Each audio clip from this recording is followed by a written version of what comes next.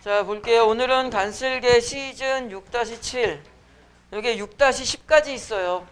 그래서 오늘 강의하고 우리 간슬개 3권만 더 하면 이제 수능을, 아까 선생님이 저 뒤에 앉아있는 학생들한테 얘기했는데 집사람이랑 어제 전과목 1등급 받는 애한테는 장학금 주자 그러더라고, 집사람이.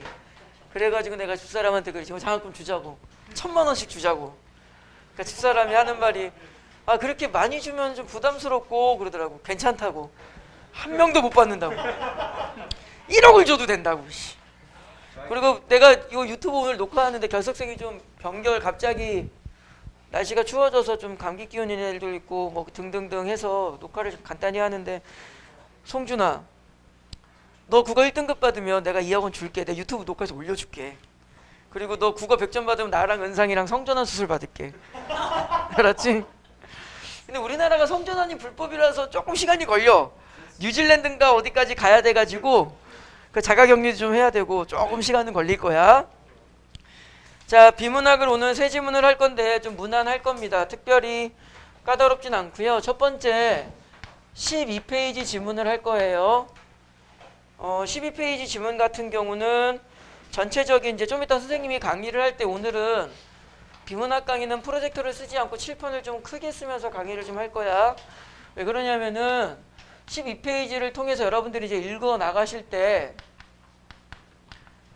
전체 흐름, 이제 구조도를 이제 뭐 1문단에는 무엇을 이야기하고 2문단에는 무엇을 이야기하는 전체 흐름을 좀 고려해보는 형태로 좀 읽으셨으면 좋겠어. 그래서 조금 이따가 강의할 때 선생님이 전체 흐름을 좀 칠판에 적으려고 오늘 비문학은 프로젝터를 사용하진 않을 거고요. 12페이지 내용은 꽤 괜찮습니다. 뭐 남학생들 군대 이야기도 있고. 근데 4번 문제는 안 풀 거예요. 이거 선생님이 4번 문제는 해설을 봐도 무슨 말인지도 모르겠고 접근 자체가 안 돼. 어거지로 풀기는 했는데 이게 강의 내용이 별로 의미가 없을 것 같아서 4번 문제는 안 풀 겁니다. 여러분들 뭐 풀어보시고 시간 좀 여유가 있어요. 앞반 애들 보니까 조금 빨리 푸는 애들이 35분, 한 36분 되면 다 풀긴 하더라고. 여유가 있으신 분들은 4번 문제는 좀 풀어보실 거고, 조금 이따 수업의 중심은 이제 2번 문제 형태로 조금 해볼 건데 문제가 어려운 건 아닙니다. 4번 문제를 제외하면 문제는 쉬워요. 자, 그 다음에 14페이지 지문. 이게 선생님이 밤이면 밤마다 기도하는 지문이야. 수능에 절대 나오지 말라고. 이게 무슨 지문이냐면은요, 논리학 지문입니다. 뭐 명제랑 비슷하죠. 논리학 지문인데, 이 논리학 지문이 왜 수능에 나오면 안 되냐면 말 그대로 논리이기 때문에 지문에, 어느 지문이든 마찬가지겠지만 특히 논리학 지문은 유기적인 연결이 상당히 긴밀해. 그러니까 말 그대로 어느 한순간도 방심할 수 없는 형태의 지문 서술이 나오겠지. 논리라는 건 그런 거잖아. 앞문장으로부터 뒷문장, 그로부터 도출되는 결론, 이게 완벽하게 짜여져 있는 거기 때문에 좀 부담스러워요. 그리고 이 말을 다시 하면은 선생님이 비문학 강의를 하면서 이해를 그렇게 좀 강조하진 않지. 그러니까 이해가 되는 게 무조건 좋긴 한데, 근데 논리학 지문 같은 경우는요, 이해도가, 지문의 논리적인 이해도가 상당히 중요합니다. 상당히 까다로워요. 성진 잠깐 올라와봐. 올라와봐 잠깐. 손 한번 흔들어줘. 올라와서 손 한번 흔들어줘. 안녕. 인사해야지. 안녕, 나는 박준영이라고 해. 안녕, 난 곽성준이야. 다리털? 이해도가 상당히 중요합니다. 그래서 좀 어려운데 그래도 우리가 좀 연습은 해봐야겠죠. 논리학 지문은 비문학 지문을 강의할 때 같이 읽으면서 하면 엄청 지루해져요. 엄청 힘들고 해서 이 지문은 간단하게 전체적인 흐름만 볼 거고요. 선생님이 생각보다도 잘 푸는 애들은 되게 잘 풀어요. 그러니까 지금 어렵다는 뜻은 아니야. 8번 문제 푸는 원리를 조금 이따가 하나 보여드릴 겁니다. 8번 문제는 꼭 좀 여러분들이 좀 노력을 해보셨으면, 교재 갖고 들어와, 교재 해보셨으면 좋겠고요. 그 다음에 마지막으로 22페이지 과학 지문입니다. 근데 요 과학 지문은 쉬워요. 그냥 이거 구색을 맞추려고 요게 이제 사회 지문이니까 사회, 인문, 과학 해가지고 그냥 한 세트 만들려고 과학 지문을 넣은 거고요. 22페이지 내용은 거의 강의를 안 합니다. 그냥 말 그대로 지문 정리해서 문제를 푸는 건데 26번 문제는 해설 보시면서 개인적으로 하시는 게 좀 더 나을 것 같기는 하고요. 22페이지는 거의 강의를 안 해서 첫 번째 지문을 좀 중심으로 강의 진행은 될 거야. 자, 시간은 칠판에 적어 놨듯이 37분을 할 건데 앞반 애들 보니까 아까 말씀드렸죠. 조금 일찍 끝나기도 하더라고. 일찍 끝나더라도 다른 학생들 문제 풀 동안 방해하지 마시고요. 자, 요거 세 지문 할게. 다 되셨죠? 합니다. 시작.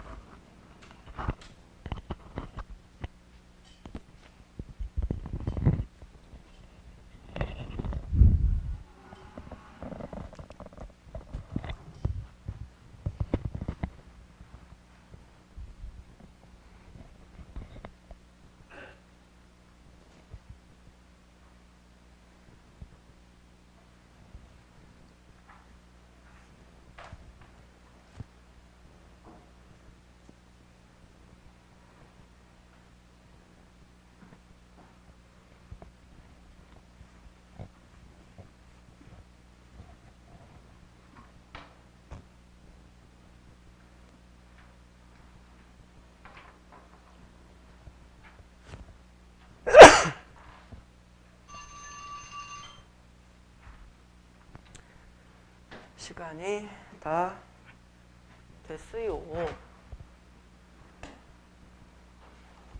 시간이 다 됐어요. 요거는 잠시 끄고요.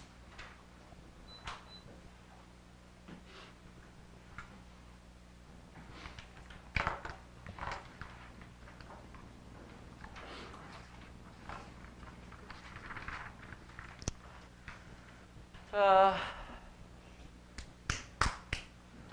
민상이 귀 아직도 아파? 어? 멍해? 그럼 공부하기 싫은 거고. 원래 공부하기 싫으면 멍해. 그지 송준아? 공부하고 싶어? 미친놈이죠? 자, 12페이지부터 좀 쑥 훑어보고 이제 문학도 하고 할게요. 아까 말씀드렸듯이 칠판을 좀 크게 쓰려고 프로젝터는 잠깐 껐고, 첫 번째 12페이지 지문을 좀 볼까? 1문단에서 무슨 얘기를 하고 있지? 양심적 병역 거부를 이야기하네.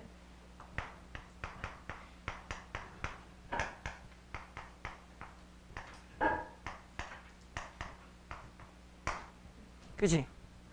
그리고 나서 쭉 보니까 세 번째 줄과 네 번째 줄 넘어가면서 양심적 병역 거부가 갈라졌어.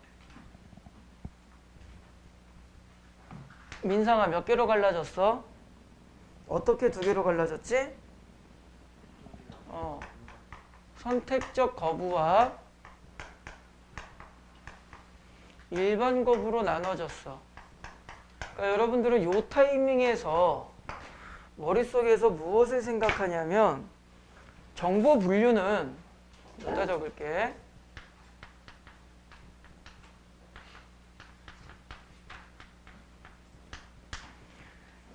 세 가지를 기억하시면 돼요.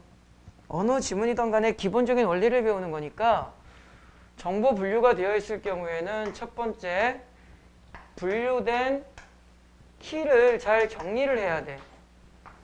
자, 이 부분을 잠깐 볼까? 세 번째 줄 보시면 예컨대 현재 벌어지는 부당한 침략 전쟁을 거부하는 선택적 거부와 키를 잡으셔야 돼. 분류가 되어 있을 때는. 선택적 거부는요, 현재의 전쟁에 대해서 거부를 하는 거래. 그 다음에 네 번째 줄 읽고 있죠? 모든 전쟁이나 무장 충돌에 직간접 참여를 거부하는 일반. 그 얘는 뭐가 되는 거야? 모든 것을 거부하는 거지. 그죠? 키워드만 간단히 보자면, 그래서 정보를 분류했을 때는 그 키를 정리하고 더 나아가서 그 핵심 키를 잡아줄 때 대응상을 고민해 보시는 것도 좋죠. 예를 들어서 얘는 현재의 상황을 거부하는 거고 얘는 모든 것을 거부하는 거고, 뭐 이런 느낌. 조금만 더 가볼게요. 롤스에 따르면, 자, 1문단에서 사람 이름 나왔으면 2문단 가는 거지. 근데 2문단의 첫 문장을 잠깐 보세요. 그러면 우리나라에서 병역의 일반적 거부에 대한 기억은 이렇게 되어 있어. 자, 두 번째, 1문단에서 정보가 분류되어 있을 경우에는요, 그 본문 구성이 둘 중에 하나의 형태를 취할 겁니다. 택일, 분류된 정보 중에서 하나를 골라가지고 그것을 상세화시키는 지문 구조가 있는 반면에 그냥 5대5 비율로 지문을 구성하는 방법이 있겠지. 그러니까는 선택 거부와 일반 거부로 정보를 분류했다면 그 중에서 하나만 골라가지고 자세하게 쓰는 방법이 있고, 본문은 선택과 일반을 5대5로 나눠서 쓰는 방법이 있겠지. 근데 여기에서 우리가 어떤 상황이 벌어졌냐면, 우리가 배웠던 것을 기준으로 봤을 때 1문단에 롤스라는 사람 이름이 나와가지고 2문단을 봤어. 근데 2문단을 보니까 우리나라에서 병역의 일반적 거부에 대한이라고 되어 있으니 우리는 롤스라는 그 위치까지 읽었을 때 이 지문은 5대5 비율로 두 가지를 이야기하는 지문이 아니라 일반적 거부를 하나 골라서 상세화시키는 형태라는 것을 알 수 있겠지. 그러면 아주 지극히 단순한 논리지만 일문단에서도 일반적 거부에 해당하는 정보를 조금 더 무게감 있게 받아들이려고 노력하면 되겠죠. 비문학이라는 것은 내가 생각하는 만큼 지문이 보여. 그러니까 끊임없이 내가 어떻게 정리를 해나갈까 그 고민을 하셔야 돼요. 조금 더 읽어볼게. 롤스에 따르면 전자는 정의롭지 않은 일에 국가 권력이 남용되는 것을 저지하려는 다수의 의지에 의해 정당화될 수 있대. 얘는 다수의 의지에 의해서 정당화된대. 지극히 개인적인 신념에 기초한 후자는 국가의 관용에 의해 수용될 수 있다. 얘는 지극히 개인적인 신념이기 때문에 국가의 관용에 의해 수용될 수 있다. 이건 잘 보세요. 위에 거는 다수의 의지에 의해서 뭐가 된다 그랬지? 정당화된다 그랬고요. 밑에 거는 개인의 신념에 의한 것이기 때문에 누가? 국가가 그 부분을 인정해줘야 돼. 국가의 관용에 의해 수용된대. 그럼 여기에서 우리 무슨 생각을 하나 해주면 좋을까? 국가의 관용에 의해 수용된다는 말이나 수용이라는 단어나 다수의 의지에 의해 정당화된다는 말이나 정당화나 수용이나 같은 맥락이라는 뜻이 돼버리지. 그러면은 아까 이 부분을 다시 보자. 키정리는 대응성이 있다 그랬지. 그럼 어떻게 대응이야? 얘는 다수고 얘는 개인이다. 그죠? 그리고 굳이 조금 억지스럽지만 얘는 그 다수의 의지고 얘는 국가의 관용이다. 연결 키워드는 뭐다? 정당화 또는 수용이다. 이렇게 되잖아. 내가 어떻게 정리할까를 끊임없이 고민하는 것. 그게 비문학이라고 이해를 하시면 되고요. 그 다음에 대부분이 이 정보 분류일 경우에는 출제자의 선택지 오답은요. 이건 누차 선생님이 기존 강의에서 많이 말씀드렸지. 선택지 오답은 가장 기본적인 원리가 뭐야? 정보 믹스야. 간단한 논리죠. 선택적 거부와 일반적 거부의 키워드를 섞어버리는 거야. 자, 선택지 두어 개만 확인해 볼게요. 2번 선택지 볼게요. 2번. 병역 거부의 이유가 2번에 2번입니다. 병역 거부의 이유가 소수의 신념. 자, 일치성 문제, 비문학의 가장 기본적인 출제 원리, 재진술. 2번에 2번 선택지 다시 볼 거야. 소수의 신념, 재진술. 칠판에 있는 키워드로 바꾸자. 뭐가 돼? 개인. 소수의 신념, 개인. 그러면 재진술. 얘가 뭐가 되는 거야?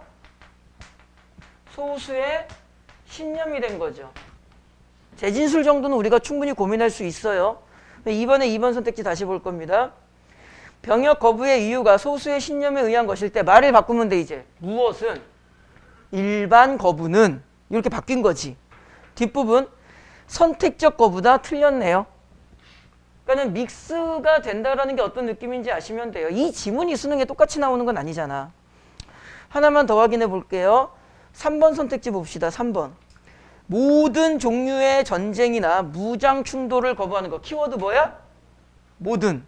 그러니까 여기까지 끊었을 때 얘는 뭐 얘기하는 거야? 일반 이야기하는 거죠. 근데 뒷부분 다수의 의지. 키워드 다수. 그럼 뭐가 돼? 선택. 정보 믹스가 어떻게 되는지 알겠지? 그때 조심하셔야 되는 게 뭐냐면은 이 정보 믹스에서 선택지에 부정서술어를 조심하시면 돼요.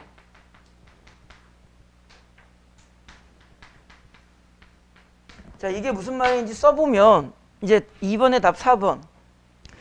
부당한 침략 전쟁을 거부하는 것은 자 2번에 4번 선택지 봅시다. 부당한 침략 전쟁을 지문에서 찾으면은 선택이야, 일반이야? 세 번째 줄에 나오죠. 선택이야. 선택적 거부는 이 말이죠. 간단하게 선택은 뒷부분 구성원들의 법익 침해를 고려하지 않고도 정당화될 수 있다. 1문단에 선생님이 안 읽은 마지막 두 줄을 읽으시면 1문단 아래 두 줄. 일반적 거부는 다수 공동체 구성원들의 자유나 법익이 침해되지 않는 한도 내에서 뭐 한다? 존중한다. 그럼 법익이 침해되지 않는 한도 내에서 존중받아야지. 그거는 뭐에 해당하는 거야? 일반에 해당해. 선택지 4번을 다시 봐. 법익 침해를 고려하지? 자, 여기까지만 써볼게요. 법익 침해를 고려하는 것은 선택이었어, 일반이었어? 이건 일반이었죠. 근데 2번에 4번 선택지의 끝까지 부정서술어를 잘 보세요. 선택은 법익 침해를 고려하지 뭐 해도 안 하도. 그렇지. 법익 침해를 고려하는 건 뭐니까? 일반이니까 선택은 그거 하지 안 하도 이렇게 쓴 거지. 그러니까 얘는 맞는 말이야 틀린 말이야? 맞는 말이지. 그래서 2번 문제 답은 몇 번? 4번. 정보 분류형은 수능에서 제일은 빼고 아주 많이 빈번하게 나오는 유형의 원리야. 그래서 이 정도만 기억하셔도 되고요.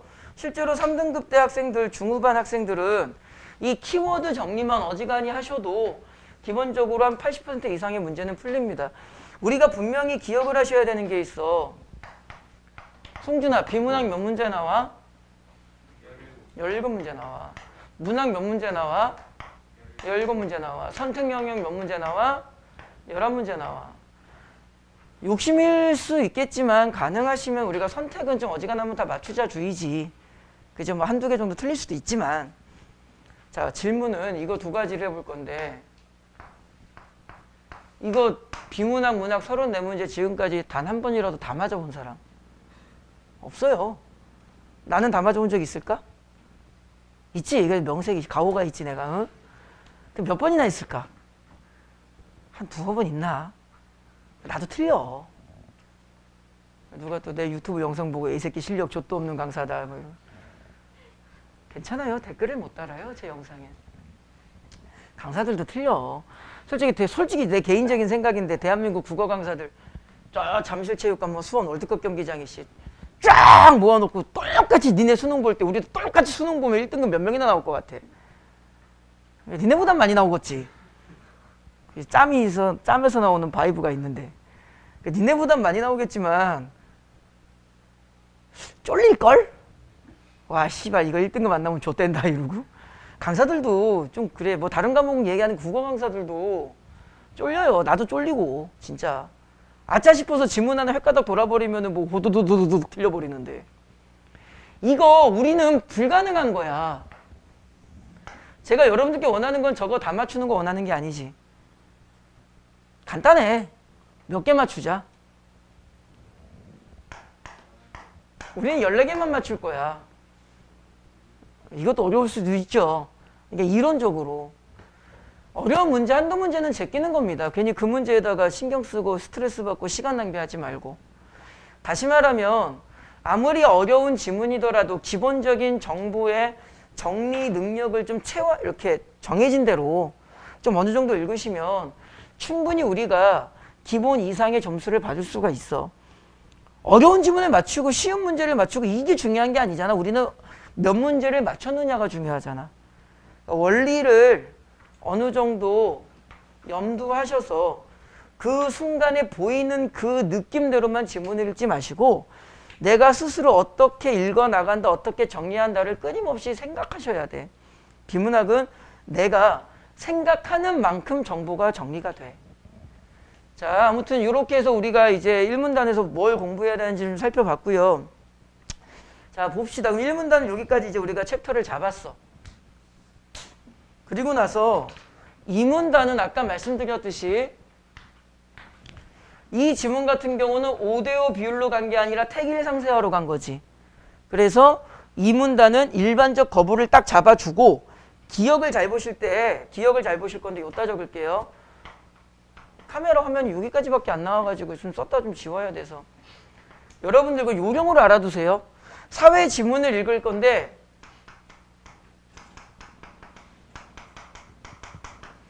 법원 판결과 관련된 사회 지문이 있고 2번 문단의 밑줄 친 기억 같은 경우는 누가 판단한 거야?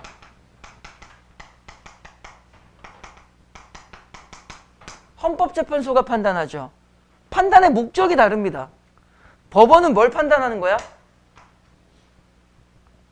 죄의 유무를 판단하는 거지. 얘는 쉽게 말하면 법을 어겼니 안 어겼니를 판단하는 지문으로 돼요. 그 구성이 돼요.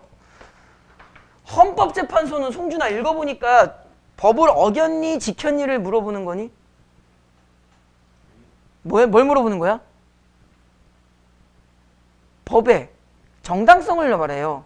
그러니까 쉽게 말해 얘는 합헌이냐 위헌이냐. 다시 사회학 지문에서 법원의 판결은 만들어진 법을 잘 지켰니 못 지켰니를 물어보고, 헌법재판소 같은 경우는 만들어진 법이 좋은 것, 괜찮은 거니 안 괜찮은 거니를 물어봐.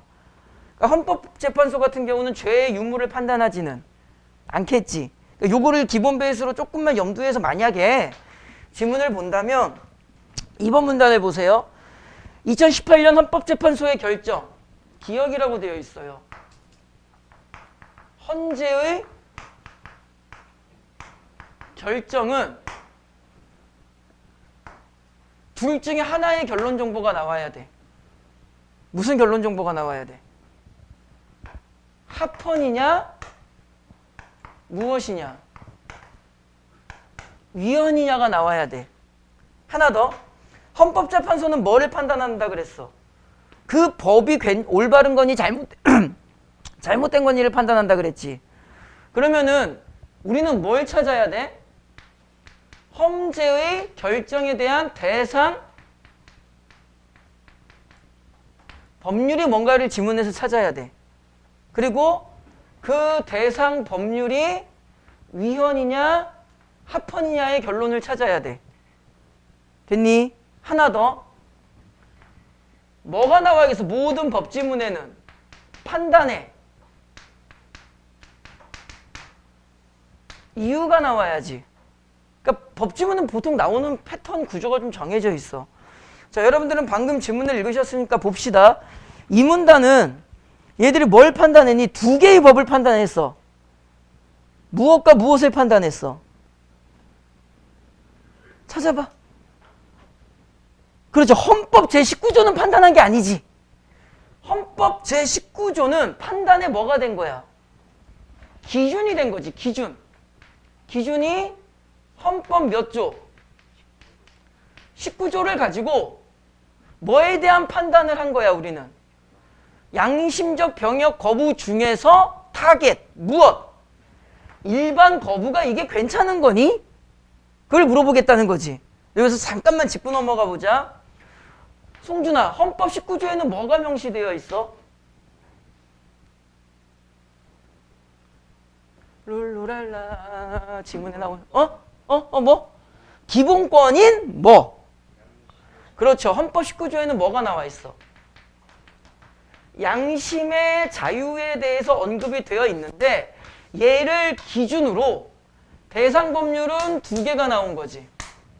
송준아, 뭐랑 뭐가 나온 거야? 숫자도 못 읽어요 이제 아주 그냥. 병역법 88조와 몇 조? 5조를 판단할 거예요. 하나만 보자. 그 우리나라 헌법에는 병역 거부에 대한 명시가 정확하게 되어 있는 걸까? 안 되어 있는 거지. 헌법에 병역 거부에 대한 명시가 딱 조항으로 되어 있으면 그거 가지고 판단하겠지. 근데 판단을 뭘 가지고 한 거야? 다시 말하면 헌법에는 병역 거부를 정확하게 명시하지는 않은 게 된 거지. 이해됐니? 그게 선택지 어디에 나오는 거야? 1번 문제에. 4번에 나온 거죠. 이해됐니? 그래서 요런 것들 알면 되게 편하죠. 그리고 나서 우리는 헌법재판소의 지문 같은 경우는 이거 결론 찾는 거라 그랬지, 항상. 근데 대상정 항상 이걸 찾는 거야. 얘는 합헌이다, 위헌이다. 얘는 합헌이다. 근데 뭐가 문제다? 이 5조가 무엇이다? 위헌이다라고 한 거지. 5조에 뭐가 나왔길래? 그럼 그것도 찾아야겠지. 5조의 내용이 무엇이길래? 대체 복무는 인정하지. 자, 보세요. 5조의 내용이 뭐였어요?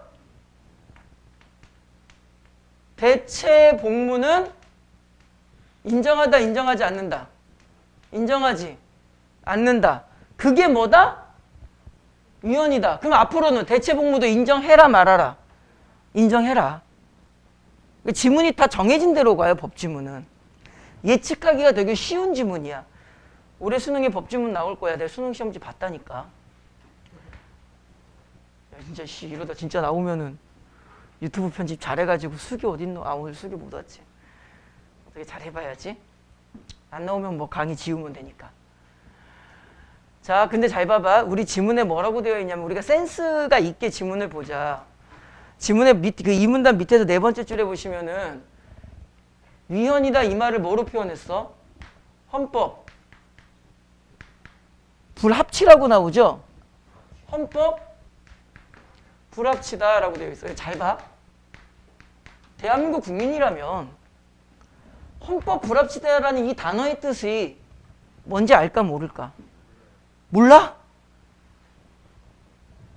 헌법에 합치되지 않는다고. 이 단어의 뜻을 모르는 고3이 있을 리가 없잖아 라고 강의를 해야 되는데 있네. 너 때문에 강의 조졌어 지금. 이거 너무 쉬운 단어잖아. 너 때문에 수업 못하겠잖아 이 새끼야. 이거 너무 쉬운 단어잖아. 그런데 이 문단의 마지막 네 줄을 보니까 헌법 불합치라는 설명을 더 붙여줬죠. 부연 정보를 줬죠. 비문학 지문에서 부연 정보를 주는 이유는 두 가지입니다. 학생들의 이해를 도와주기 위해서. 두 번째, 문제 내려고. 두 가지 이유밖에 없어. 그러다 보니까 1번에 5번 선택지를 보세요. 특정 조항에 대한 헌법 불합치 결정은 사회 혼란을 막기 위해 위헌 여부의 판단을 미룬다. 아니죠. 위헌 여부의 판단을 미루는 게 아니지. 위헌 여부는 판단했고 뭐를 미룬 거야? 당장 그 법을 없애버리면 대체법이 없잖아. 그러니까 대체법을 만들 때까지는 그 법을 뭐 해라? 유지해라 이거지. 판단을 미루는 건 아니죠. 그러니까 여러분들이 이 문단의 아래쪽에서 헌법 불합치라는 부연 정보가 나왔을 때 이미 의심을 하면 좋지. 요거 한번 건드릴 법하구나 라는 식으로. 자, 1번 문제 답이 5번인 것을 찾았고요. 자, 질문 조금만 더 마무리하면 됩니다 이제. 그럼 아까 대상 법률과 대상 판단 이유를 찾으라 그랬지. 찾아봐. 왜 이제 얘가 문제죠. 얘가 뭐가 된 거야 지금. 헌법 불합치가 된 거지. 그렇게 판단한 뭐가 나와야 돼? 반드시 이유가 나와야 돼. 송준아, 그 이유가 뭐 때문에? 그게 3, 4문단에 나온 거잖아. 그 이유가 뭐 때문에? 송준아, 뭐 때문에 불합치했대?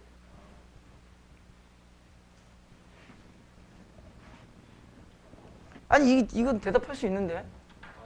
그렇지. 과잉 금지의 원칙에 있어서 이 과잉 금지의 원칙의 무슨 사항? 세부 사항을 근거로 봤을 때 위헌이다 이렇게 된 거지.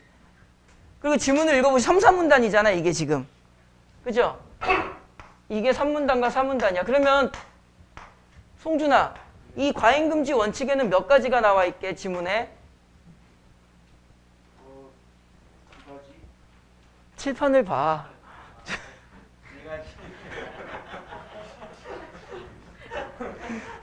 야, 의사소통을 하면서 수업을 하자. 송준아, 몇 개? 불러봐. 내가 이걸 왜 질문을 할까? 이게 대답이 바로 나올 수 있게끔 여러분들이 질문을 읽으셨어야 돼. 다시 뭐? 간단하게 키워드만 쓸게요. 목적의 정당성. 그 다음에 수단의 적합성. 그 다음에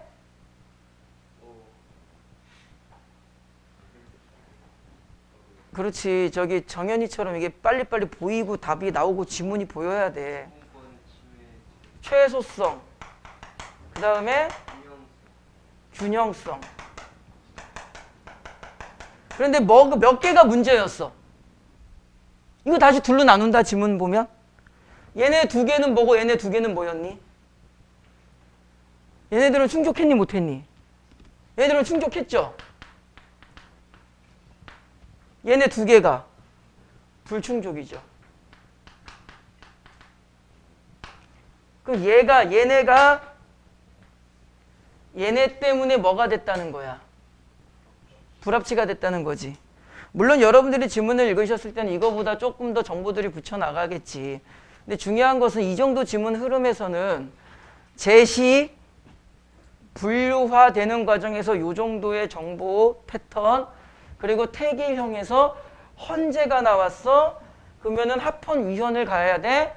대상 법률과 판단 이유. 이렇게 딱 비문학 중에서 법지문은 읽는 방법이 좀 거의 정해져 있다는 말을 종종 드렸지. 어떻게 구성된다라는 게 좀 예측이 되게 쉬워요. 알겠지?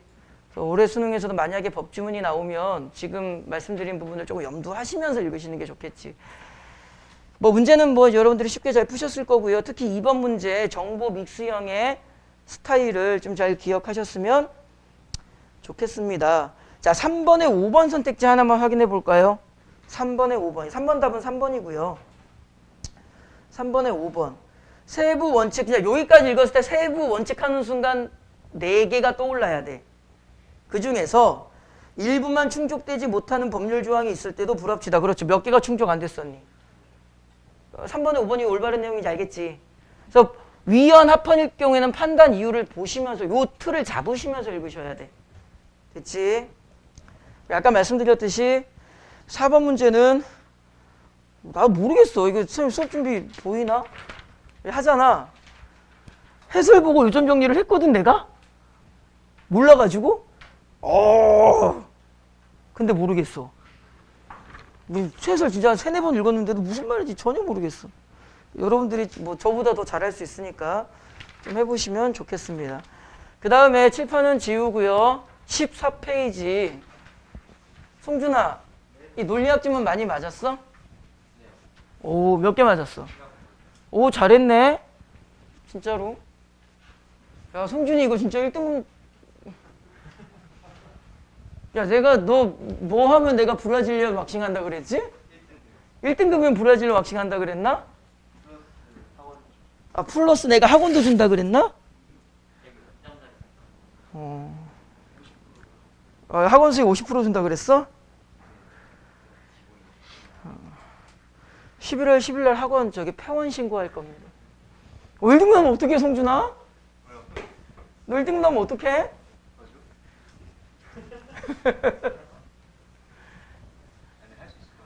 할 수 있을 것 같아? 시험 모의고사에서 뭘 좀 봤어? 왜? 괜찮아. 난 외롭지 않아. 은상이가 같이 동참해 주기로 했어. 선생님 개인적으로 논리학 지문 별로 안 좋아합니다. 나 제일 싫어하는 게 뭐, 과학 지문이고. 과학 지문 중에서도 그때그때 좀 다르긴 하는데 개인적으로 좀 지구과학을 좀 힘들어해. 나는 우주에 나가본 적이 없고 나갈 마음도 없어. 그잖아.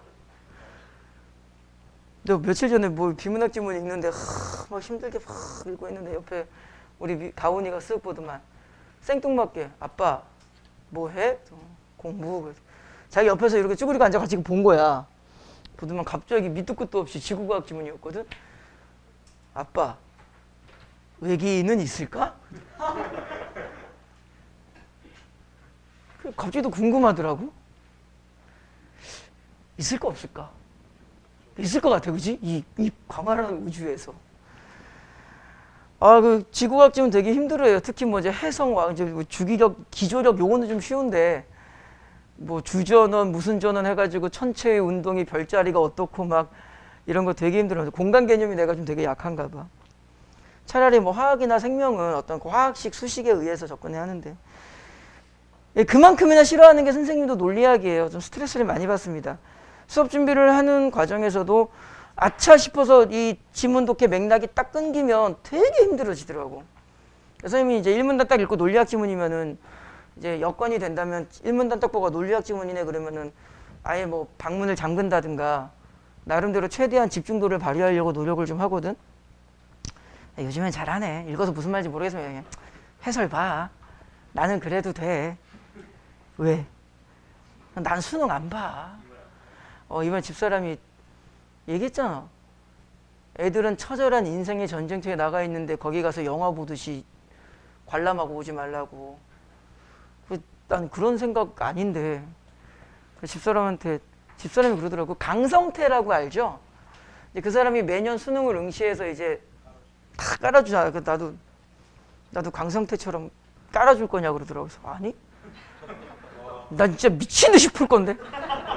나의 모든 명예를 걸고 집사람이 아이 무슨 욕이란 욕은 다 먹고. 근데 그런 생각은 한 번도 안 해봤는데 진짜로 이제 여러분들은 그게 일종의 전쟁터라는 표현을 많이 하잖아요. 치열하게 처절하게 그 하루를 보내야 되는데 내가 그 자리에 같이 앉아 있으면 나는 그냥 노는 거잖아, 솔직히. 딱 보면서 조졌네? 내년에 재수반 개강해도 될 것 같아. 이러다가 오는 거잖아, 솔직히. 그런 생각은 전혀 안 해봤는데 그럴 수도 있겠다 싶더라고. 그래서. 근데 진짜 못된 생각이지. 사실은 못된 생각인데 가서 좀 같이 한번 앉아보고 싶어. 재밌을 것. 재밌다라는 표현은 쓰지 말자. 그냥 궁금한 거, 재밌는 거지 뭐. 아이 몰라. 그냥 좀 그래. 그래서 이번에 진짜 가서 내가 깔아줄 의향이. 나는 진짜 수학 하나는 확실하게 깔아줄 수 있는데. 나 아까 민상이 거 4점짜리 내가 풀었어. 저 새끼 나보다 수학 못해. 저기 나한테 두 문제 물어봤거든? 내가 두 문제 다 맞췄어. 아니야, 나름대로 논리가 있지. 그치, 민상아? 야, 내가 풀이 과정이 없었어? 그러니까 풀이 과정이 있잖아. 야, 내가 보자마자 찍었니? 나름대로 근거를 두고 찍었지? 난 한국사도 잘해요. 나중에 와, 내가 한국사 찍기법 가르쳐 줄게. 나 6월 목표 13개 풀었는데 9개인가 10개 맞았어. 이 새끼 존나 잘해. 똑똑한 새끼. 자, 볼게요. 나보다도 수학 못하는 민상이 이과 새끼. 잘 봐. 국어라도 잘해야지. 너 나보다도 국어 못하잖아. 나보다 잘하는 게 없어, 아주 그냥. 자, 볼게요. 철수는 가난하다라는 문장과 그 부정문인 철수는 가난하지 않다라는 문장은 모순관계다. 모순관계란 동시에 참을 수 없다. 이거 쉽죠? 우리가 알고 있는 개념들이니까. 5번에 4번 선택지 잠깐만 볼까요? 5번에 4번이 양면 진술이죠. 지문엔 뭐라고 되어 있었어? 함께 참을 수도 없고 함께 거짓일 수도 없는 게 뭐다? 모순이다. 그럼 반대로 함께 참을 수 있고 또는 함께 거짓일 수 있으면 모순이? 그게 5번에 4번 선택지죠. 양면 진술. 깔끔하게 이건 우리가 맞출 수 있다고 보고요 라고 말했는데 준양이 틀렸네. 다 보여. 자, 아무튼 그러하고 네 번째 줄에 우리는 흔히 이러고 되어 있어요. 그리고 다섯 번째 줄에 그런데 라고 적혀 있어. 그러면 1문단의 구성이 어떻게 된 거냐면 제시를 해줬죠. 무엇을? 모순관계의 기본적인 개념을 제시를 해줬죠. 그리고 나서 흔히 이 말은 자, 두 글자로 이걸 뭐라 그러죠? 흔히 통념이라고 하죠. 우리가 가지고 있는 기본적인 통념을 제시해 줬는데 우리는 알잖아. 수험생이라면 선생님 강의 들었던 학생이라면 우리가 이 흔히라는 두 글자를 읽었을 때 뭘 의심하라 그랬어? 어느 지문이든 간에. 그렇지. 통념이 나왔을 경우에는 반박이나 예외나 뭐 특수 예 사례가 나올 수 있다 그랬지. 그죠? 그러다 보니까 그런 맥락에서 보니까 그 다음에 연결어가 뭐가 나온 거야? 그런 데가 나온 거야. 그러니까는 흔히 그런데 하면서 이 부분에 관련한 서술 정보구나 라고 생각을 하고 기억! 어떤 화가는 가난하다라는 문장은 모순에 있지 않대. 그러니까는 어떤 화가는 가난하다와 이것의 무슨 문인?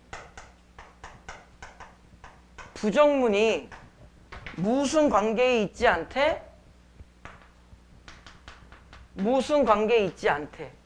우리는 항상 어떤 문장과 그것의 부정문은 모순이라고 생각을 했는데 얘는 모순 관계에 있지가 않대. 일종의 문제 상황 접근의 형태로도 우리가 볼 수 있겠죠. 통념의 특수 예외가 생긴 거야. 그러면 뒤에 이어지는 내용은 둘 중에 하나가 나올 겁니다. 이 상황을 좀 더 분석적으로 접근해서 왜 이런 상황이 벌어지는가를 설명할 수도 있고, 아니면은 저 부분을 우리가 어떻게 해결하고 어떻게 이해해야 되는가로 나올 수 있겠지. 자, 이 문단을 보시면 논리학자 프레게에 따르면 철수는 가난하다라는 문장은 어쩌고 저쩌고고, 세 번째 줄 어떤 화가는 가난하다, 이 문장이죠. 얘가 지금 이 지문의 전체적 큰 틀을 잡아주는 문장, 얘가 지금 기억이라고 되어 있어. 기억, 이 문장은 집합과 원소의 관계가 아니라, 우리 여기서 한 가지만 기억하자. 어느 지문이든 간에 뭐뭐는 아니라, 이런 건 되게 중요하다 그랬지. 아니라 집합의 관계에 대한 진술이다. 이 상황에서 누가 등장한 거야? 이 기억 상황에서 누가 등장한 거야? 논리학자 프레게가 등장했지. 그럼 프레게는 둘 중에 하나를 이야기할 거니까 왜 이 상황이 벌어지는지를 설명할지, 아니면은 이 문제 상황을 어떻게 해결할지, 두 가지 중에 하나가 보통 나올 거야. 근데 프레게가 이 기억의 문장을 뭐라고 이야기를 했냐면, 집합과 원소의 관계가 아니라, 무슨 말인지 모르겠지만 집합과 원소의 관계가 아니라 무엇과 무엇의 관계라고 되어 있어? 집합 간의 관계라고 되어 있어. 송준아, 이게 무슨 말이야? 모르지. 나도 몰라. 그래도 우리 문제는 풀어요. 더 읽어볼게요. 이 선택지 하나 볼까요? 6번에 3번. 6번 문제가 무엇에 대한 이해야 지금? 기억에 대한 이해야. 6번에 3번. 프레게에 따르면 집합과 원소 간의 관계에 대한 진술이 아니라 집합들 간의 관계에 대한 진술이다. 그대로 나왔잖아. 논리학 지문도요, 결국에는 이렇게 알맹이를 따면 문제는 풀립니다. 그 다음에 더 읽어볼게요. 프레게는 이 점에 착목하여 하나의 문장을 주어와 수로로 분석하는 대신에, 그럼 프레게는 뭐 하는 새끼인지는 모르겠지만 얘는 문장을 주어와 수로로 분석하지 않고 뭐로 분석했대? 고유명사와, 그러면 얘는 프레게 입장에서 문장이라는 것은 고유명사와 플러스 논리적 수로의 조합으로 되어 있는 것이 문장이라고 되어 있죠. 송준아, 이게 무슨 말이야? 나도 몰라. 모르지. 어떻게 알아? 더 읽어볼까? 고유명사는 철수, 지우와 같이 하나의 고유한 대상. 야, 이걸 모르면은 간첩이야. 이거 진짜 우리 가온이도 알아. 알겠지? 알 거야. 논리적 수로는 집합을 지칭하거나 개념을 지칭한데, 논리적 수로는 뭘 지칭한대? 집합이나 개념을 지칭한데, 송준아, 이게 무슨 말이야? 나도 몰라. 그래도 우리 고유명사는 뭔지 알잖아. 그래서 5번에 1번 선택지, 틀릴 때 틀리더라도 이거 5번을 1번이라고 해서 틀리면 불성실한 거야. 이 대학 갈 자격이 없는 거야. 그냥 아이 씨발 몰라 이러고 1번 한 거잖아.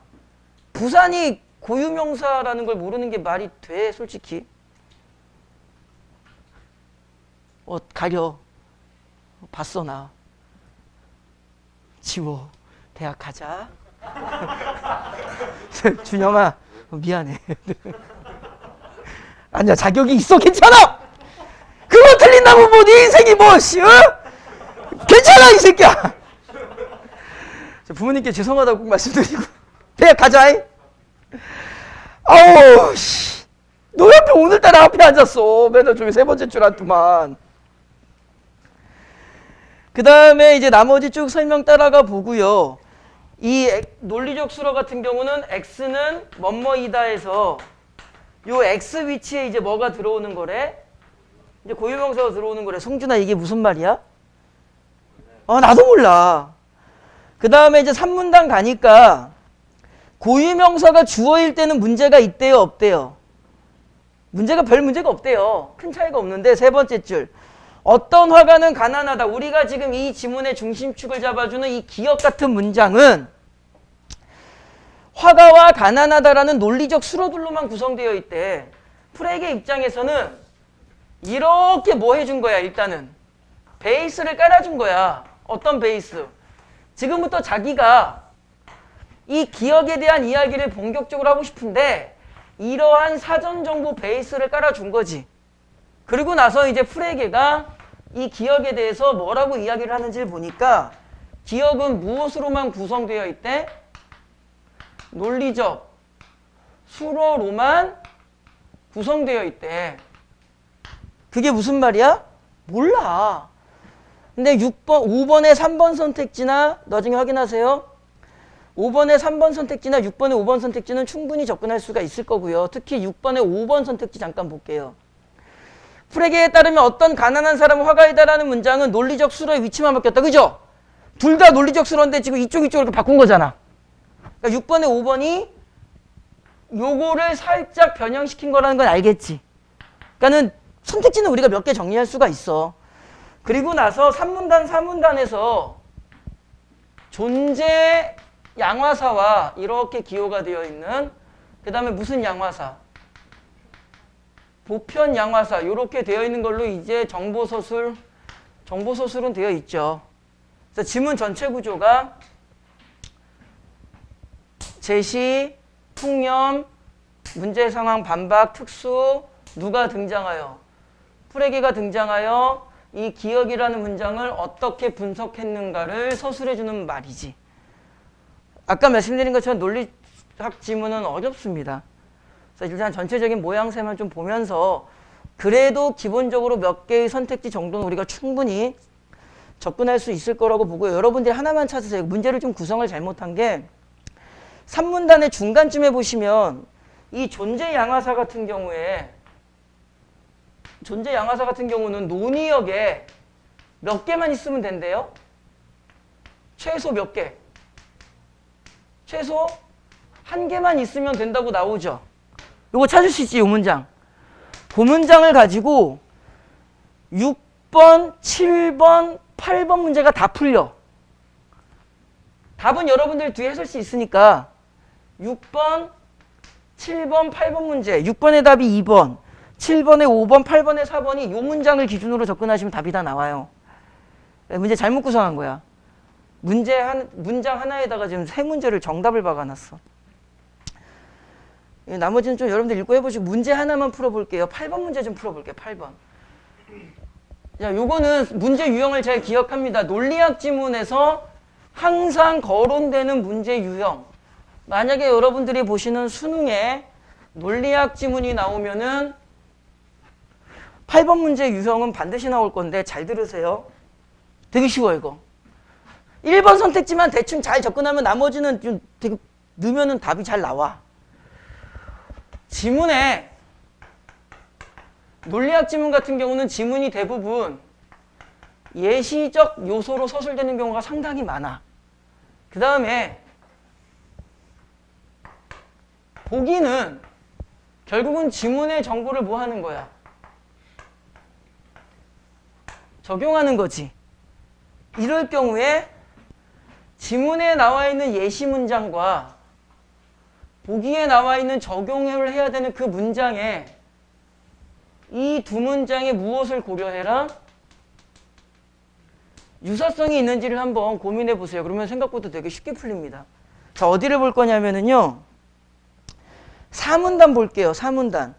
4문단이 지금 첫 문장, 4문단의 첫 문장 뭐라고 이야기해? 모든 화가는 뭐하다? 가난하다. 이 문장 이야기하죠. 왼쪽 제일 아래야. 왼쪽 제일 아래 밑에서 네 번째 줄 보세요. 즉, 이 논리적 수로는 화가이면서 가난하지 않은 사람에 대해서만 만족하지 않는데. 자, 이 문장은 그대로 따라가 볼게요, 선생님이. 이 문장은 화가이면서 플러스 가난하지 않은 사람에 대해서는 만족한데 불만족한데?